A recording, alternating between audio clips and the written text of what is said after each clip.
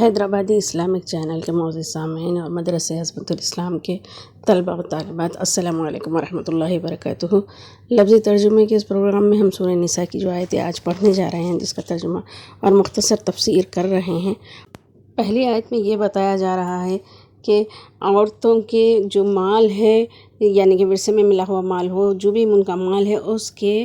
آدمی زبردستی اس کے مالک مت بن بیٹھو۔ مالک بننے کا مطلب یہ ہے کہ پہلے یہ ہوا کرتا تھا کہ عورت کا شوہر مر جائے، اسے جو بھی مل گیا ہے ترکے میں، اس عورت کو بھی جو ہے سو بٹوارہ کیا جاتا تھا، جیسے ترکہ بٹوارہ کیا گیا۔ کبھی وہ کسی سسر کے حصے میں آئی یا اس کے بیٹے کے حصے میں آئی تو وہ انہیں رکھ لیتے۔ یہ بہت بری طور طریقوں کو ختم کیا گیا، عورتوں کی عزت افزائی کی گئی، مال اور جان کی حفاظت کی گئی اسلام میں، اور 1400 سال پہلے ہی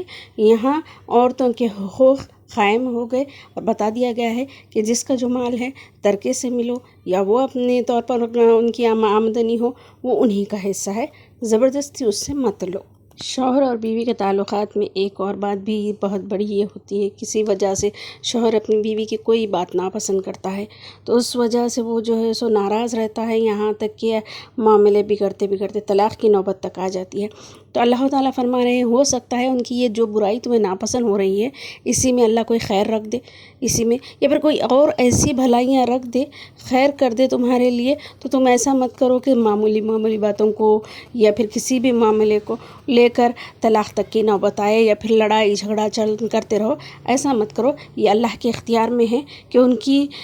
جو بھی بات پر تم صبر کرو گے، تو اسی صبر کرنے کو، اللہ کے اس حکم کو ماننے کی وجہ سے ان کے میں ایسی بھلائیاں رکھ دے کہ تم میں وہ پہلے سے تمہارے قسمت میں نہیں لکھی گئی تھی، بس اس صبر کی وجہ سے مل گئی ہیں۔ تو اچھے سے شوہر اور بیوی آپس میں اتفاق سے رہیں۔ ہر کوئی پرفیکٹ نہیں ہوتے، کسی میں کوئی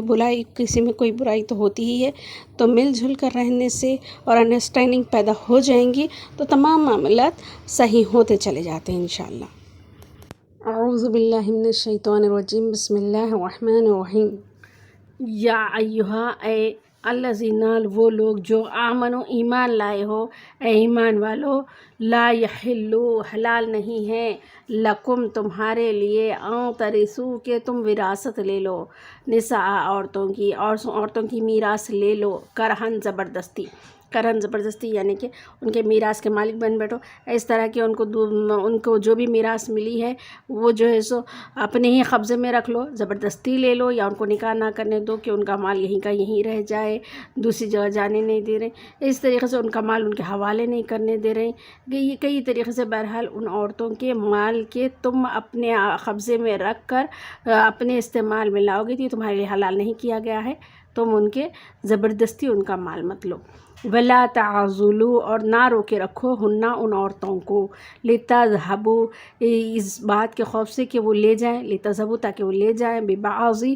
کچھ حصہ، مَا آتَيْتُمُوهُنَّ، جو تم نے ان کو دیا ہے، جو تم سے ان کو مال ملا ہے وہ لے کے چلے جائیں گے، اس حساب سے ان کو روکے مت رکھو، یعنی کہ اب وہ بیوہ ہو گئی ہیں، اگر یہ تمہارے گھر سے جا رہی ہیں، وہ اپنے لیے کچھ دوسرے رشتے تلاش کر رہی ہیں، دوسرا شادی کرنا چاہ رہی ہیں، یا اپنے ماں باپ کے گھر واپس چلے جانا چاہ رہی ہیں، کسی بھی معاملے میں ان کے رکاوٹ مت بنو، یہ کہ وہ جا رہی ہیں تو اپنا مال بھی لے کے چلے جائیں گی، تو اس مال کے لیے ان کو روکے مت رکھو۔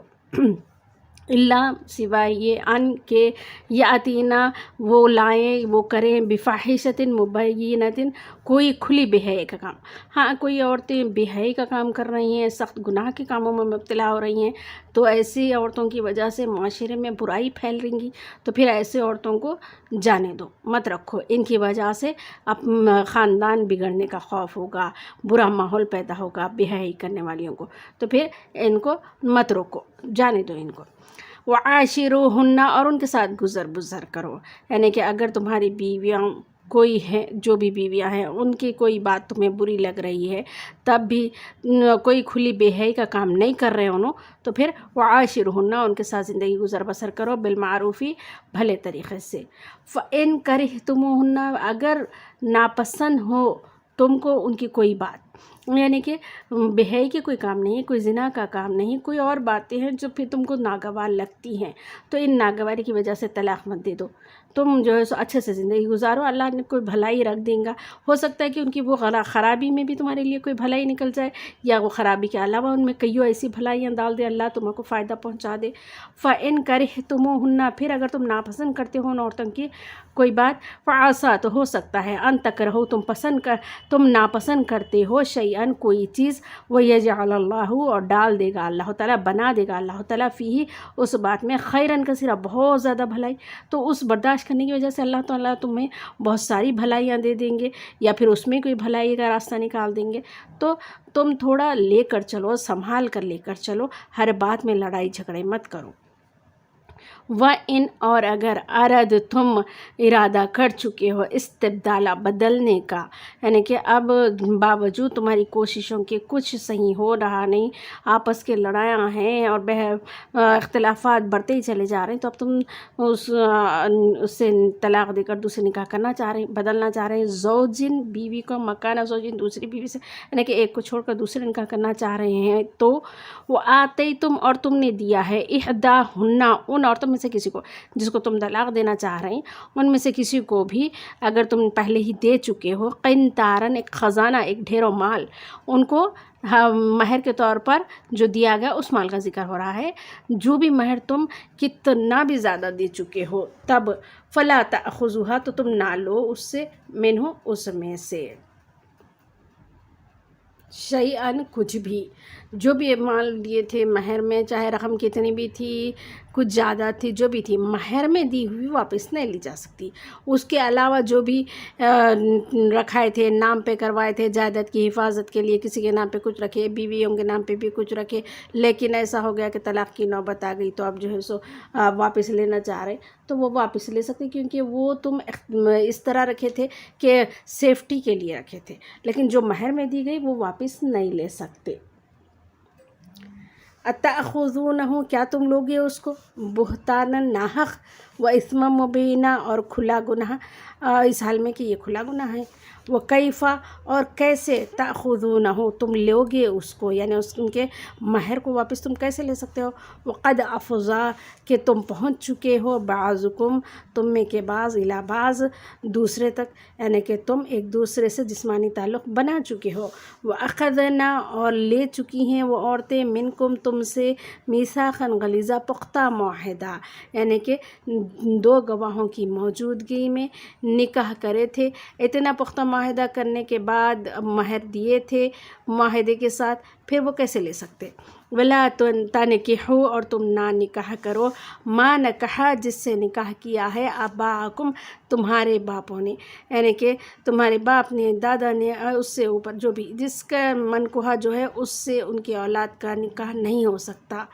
من نسائی، عورتوں میں سے، الا ما قد سلف، سوائے جو گزر چکا ہے، ایسا کبھی ہوا ہے تو وہ گزر چکا، وہ اب جو شریعت محمدیہ ہے اس میں یہی ہے کہ اپنے باپ کی عورتوں، باپ نے جس سے بھی نکاح کیا ہے اس سے بیٹوں کا نکاح نہیں ہو سکتا، وہ ماں کے درجے میں آ گئی، یعنی کہ نکاح کرے اگر جو ہے سو ان سے مجامعت نہ بھی کرے ہوں، تب بھی یہ جو ہے نکاح کرنے کے بعد فوراً طلاق بھی ہو گئی تھی، تب بھی وہ ماں کے درجے میں آ گئی، ان سے نکاح نہیں ہو سکتا۔ انہو کانا، بے شک وہ، فاحشتاً، بے حیائی کا کام ہے، بہت ہی بڑی بے حیائی کا کام ہے، ان سے اپنے ماں کے درجے کو جو پہنچ چکی ہیں ان کے ساتھ نکاح کرنا، ومقتاً، اور یہ سخت غضب کا وجہ بن جائیں گی، اللہ کو غصہ دلانے کا کام بن جائے گا، وساء سبیلا، اور بہت ہی برا راستہ ہے، یہ برائی کا راستہ ہے، یہ گناہ کا راستہ ہے یہ۔